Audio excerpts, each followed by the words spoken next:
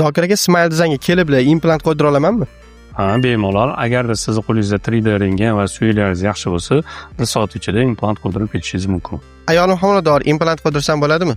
Yo'q, bunaqa homiladorlik paytida implant qo'ydirib bo'lmaydi, chunki u yerda gormonal o'zgarishlar kuzatilayotgan bo'ladi. Suyagim yupqa, anchadan beri tishsiz yuribman. Implant qo'ydira olamanmi?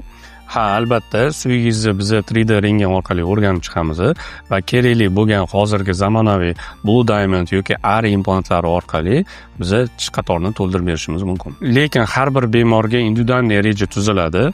Siz 100% javob olishingiz uchun konsultatsiyaga kelishingiz kerak bo'ladi. 50 yoshdan oshgan insonlarga ham implant qo'ydirsa bo'ladimi? Ha, albatta, implantga yosh to'sqinlik qilmaydi. Eng muhimi suyini holati hisoblanadi. Biz implant qo'yib bergan eng katta yoshimiz bu 80 yoshdan oshgan bemorimiz hozirgi kunda bemalol chaynab va chiroyli tabassumga ega bo'lib yuribdilar. Implant va xirurgiya bo'yicha necha yil tajribaga egasiz? Umumiy tajribam 25 yil. Xirurgiya va implantatsiyada 10 yildan oshiq tajribaga egaman. Bugungacha 1000 dan ortiq bemorlarga implantatsiya xizmatini qilib berganman. Sizga ham agar ishonchli va sifatli implantatsiya xizmatlari kerak bo'lsa, bemalol men konsultatsiyamga yozilishingiz mumkin.